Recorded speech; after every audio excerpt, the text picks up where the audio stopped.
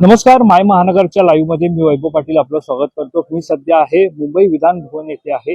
विधान भवनामध्ये भारताच्या संसदेच्या अंदाज समितीच्या कार्यारंभाला 75 वर्ष पूर्ण होत असल्यामुळे या अमृत वर्षानिमित्त मुंबईच्या विधान भवनामध्ये एक कार्यक्रम जो आयोजित करण्यात आला होता। राष्ट्रीय परिषद ही मुंबईत आयोजित करण्यात आली होती आणि या राष्ट्रीय परिषदेला मुख्यमंत्री देवेंद्र फडणवीस असतील, उपमुख्यमंत्री एकनाथ शिंदे असतील यांच्यासह संसदेचे स्पीकर ओम बिर्ला असतील, सभापती यांच्यासोबत राज्यसभेचे उपसभापती हरिवंश सिंग यांच्या मार्गदर्शनाखाली ही परिषद जी आहे आयोजित करण्यात आली होती। मात्र या परिषदेवरती मनसेकडून एकंदरीत आक्षेप घेण्यात आलेला आहे। तो म्हणजे ज्या प्रकारे मी विधान भवनात उभा आहे, विधान भवनाच्या सुरुवातीलाच आपल्याला इथे एक बॅनर पाहायला मिळत आहे।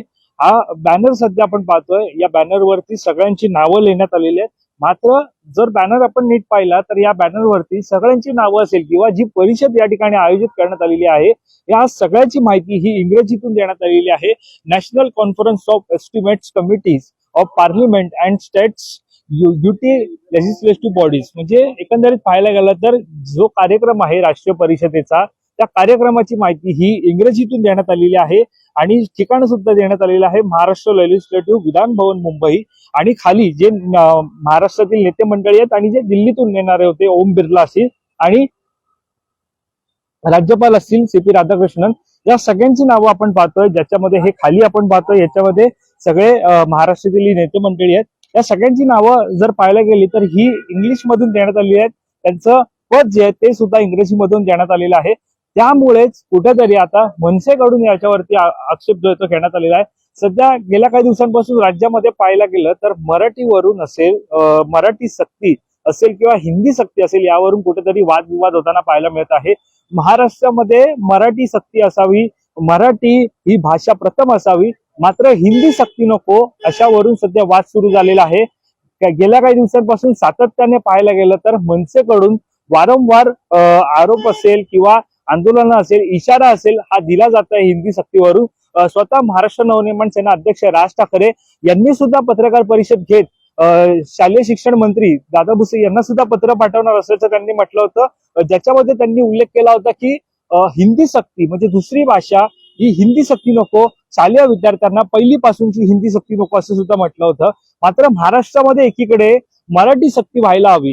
काल एक बॅनर सुद्धा मनसेचा पाहायला मिळत होता, ज्याच्यामध्ये परप्रांतीयांना मराठी सक्ती करण्याऐवजी महाराष्ट्रातील मुंबईतील मराठी माणसांना हिंदी सक्ती जी ती केली जात आहे।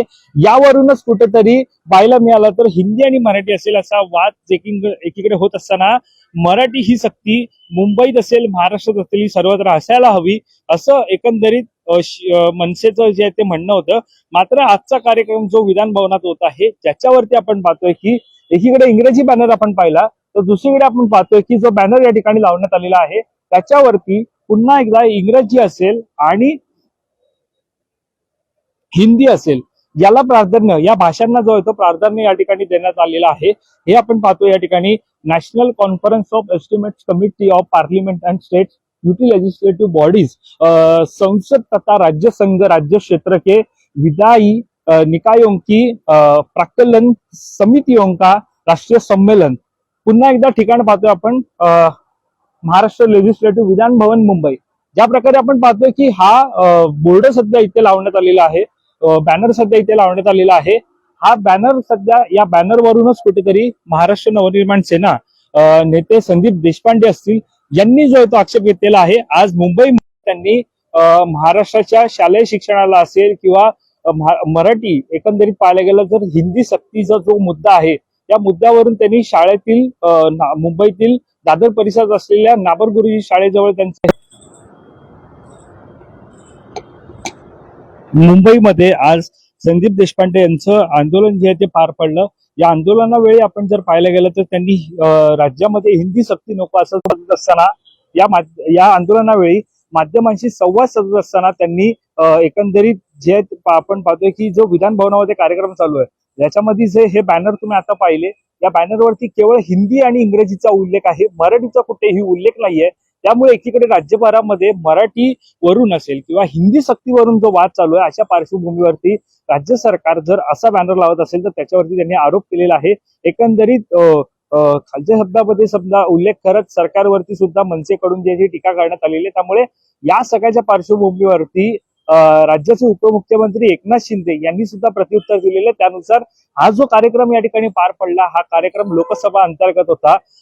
त्यामुळे राज्याचा या ठिकाणी सहभाग होता केवळ. मात्र जर कार्यक्रम लोकसभा अंतर्गत असेल तर त्या ठिकाणी इंग्रजी आणि हिंदीचा बोर्ड आपल्याला या ठिकाणी पाहायला मिळते. मात्र राज्यांतर्गत या कार्यक्रमाचं आयोजन असतं तर निश्चित मोठ्या प्रमाणात मराठीचा फ्लेक्स या ठिकाणी लागला असता आणि मोठ्या अक्षरामध्ये मराठी या ठिकाणी पाहायला मिळाली असते, असं सुद्धा एकनाथ शिंदे यांनी आपल्या माध्यमांशी संवाद साधत असताना म्हटलेलं आहे. मात्र आता हिंदी सक्तीवरूनचा जो वाद चिघळत चाललेला आहे, अशा पार्श्वभूमीवर इथे जी बॅनरबाजी पाहायला मिळत आहे, त्याच्यावरून कुठेतरी आता आक्षेप जो येतो मनसेकडून घेण्यात आलेला आहे.